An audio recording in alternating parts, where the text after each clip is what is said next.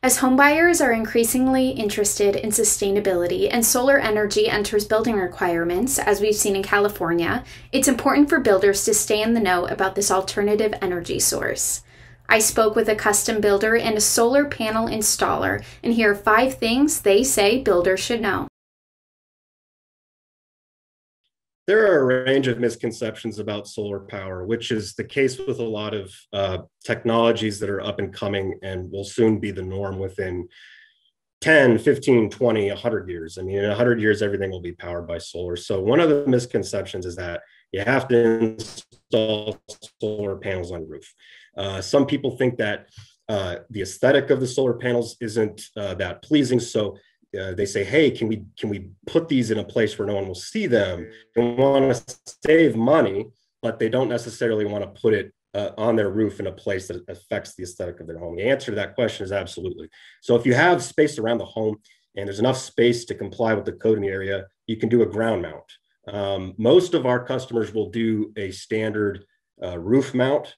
And the most common roof type that we install on is an asphalt shingle roof. So that's a misconception. We have all kinds of installs we can do, although the roof mount is the most popular. So you have solar shingles, right? And those are great, but the panels still give you the best ROI. And the shingles may look better, but the panels will get you the most return on your investment. And that's what most of our homeowners are looking for. So as far as the shingles are concerned, we don't advise people to do that if they're just wanting the ROI. Now, there's two kinds of panels that are rooftop installed. There's the monocrystalline solar panels, which are more durable and high quality. They have better PV efficiency. And we prefer those. We use Axatech. And we have some premium modules as well that we offer in certain circumstances. But then there are the polycrystalline panels, right, which are typically cheaper. They cost less, but they're not as efficient. So you're actually losing money compared to what you could be getting with a more premium panel. And the premium panels, they're a bit more durable. And over the span of 50 years, right, or 40 years or 20 years, however long it's warranted, 20, 25 years, even that, just the warranted period, that'll make a huge difference on what you save and what your home produces in terms of solar power.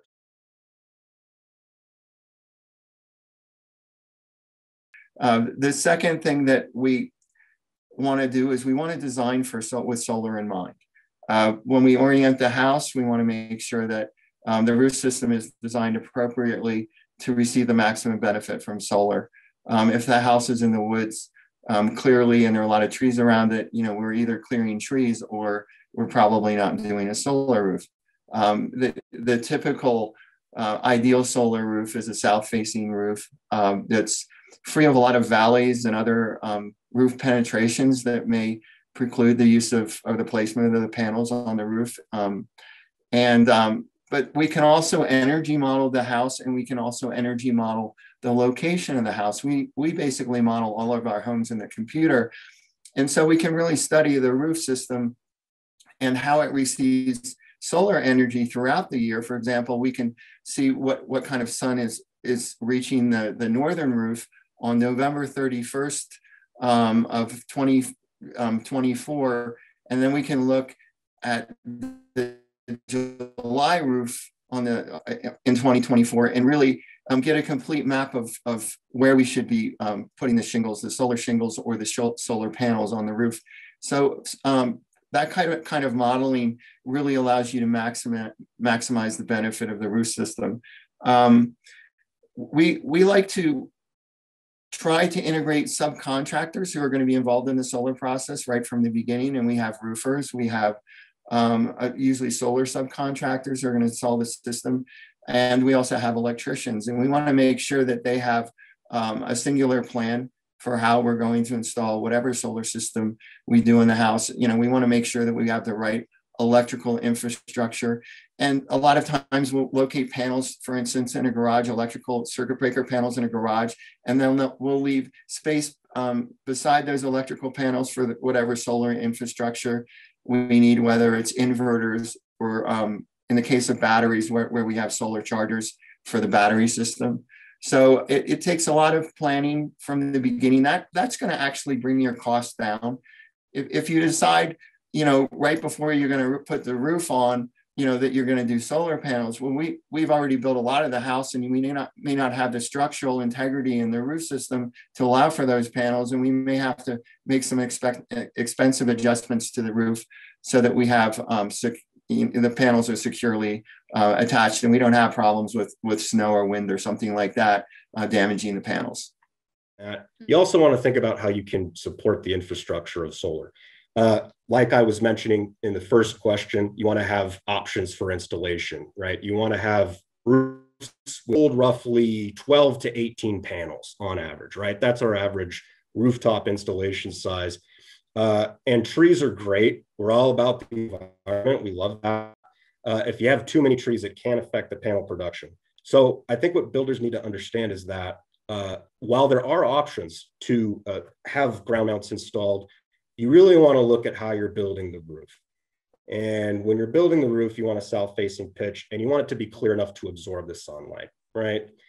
You want to make sure that the homes have enough space, which is tough because, the more homes you can pack into a small enough space, the better, right? From a residential standpoint, but commercially as well. You want to make sure that you have that south-facing pitch and that you're setting the home up to receive sunlight.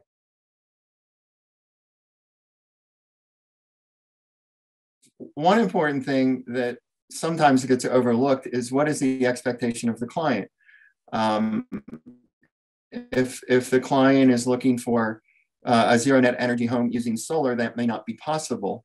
So it's really important that we ask the important questions right from the beginning about what the client expects to receive from whatever solar system they put on the house. If they have super high expectations and you've done a little bit of research as the builder and you've talked to some people and you can't meet those expectations, maybe that would be a reason to rein the client in, because if they install the solar and you're getting a phone call 6 months later and they're not happy with it, oftentimes that becomes suddenly the builder's problem rather than the client's decision-making process.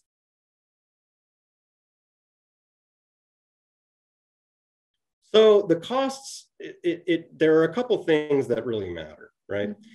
Going back to, well, where should you build homes and where should solar be put, right? Basically, sometimes people will pay for a system with cash, right? And that's fine and dandy. But if you don't want to pay for it with cash, you can typically go zero down.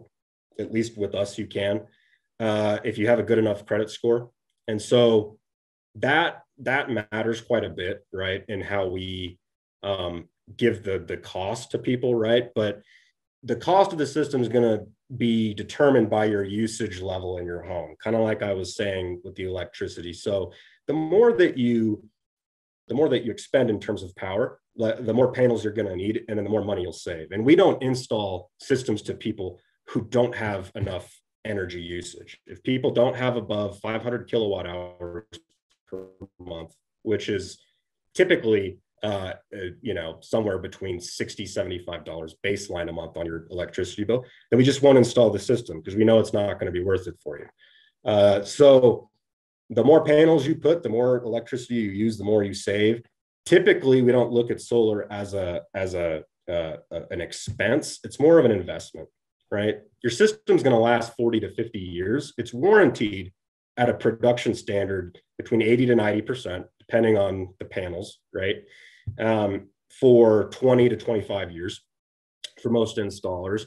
But that's just the warranted length. So most people, if they take care of their systems and everything's fine and the installation's done correctly by a reputable installer, preferably with the NABCEP certification, then you're going to have a system that's giving you return on investment for 40, 50 plus years, which is a very, very long time. So we don't really like to think of solar in terms of the cost. If you have a good credit score, it's nothing up front. You want to pay with cash, great. You'll save even more money. You don't have to pay any interest. But really, it's to be looked at more like an investment. So it costs nothing in most cases for people to go solar, and it saves them a lot.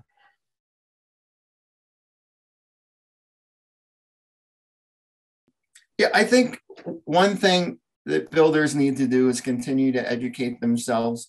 There's a goal. We basically have created a national goal of a solar infrastructure in this country where we can bring down the cost of solar to about 5 cents per kilowatt. We're not there yet. But if builders can kind of educate themselves in terms of solar and in terms of what is on the market, what's efficient, the cost of things, then they can advise their clients as to whether solar is a good option for them. So I think what's going to happen in the future is we're going to see more and more solar. And as the prices come down, almost every builder is going to need to know something about the process. So they might as well start studying up on it now, even if they're not doing a lot of solar installs yet. So the best thing I can suggest is just solar energy tips for builders in Google and see what the latest and the greatest article that pops up is, and take it from there. And the other thing you can do is in almost all areas, you're going to have some prominent solar energy subcontractors. And it's a good idea to just, maybe email them and take them out to lunch, or maybe they'll take you out to lunch. So these guys are really up on all the latest incentives and the latest products, and they're a great resource. So go talk to your local solar installer. When people are designing or building a house, that they use builders and architects and all of the other people who are up on their technology A game. That, if you're going to search for and you're going to make choices about who to hire, that you talk to people who know a bit about what's new and the latest and the greatest, and because there's a lot of new construction technologies coming out that will benefit you as long as your builder and the rest of the team know about them. So search for those people that are in the know.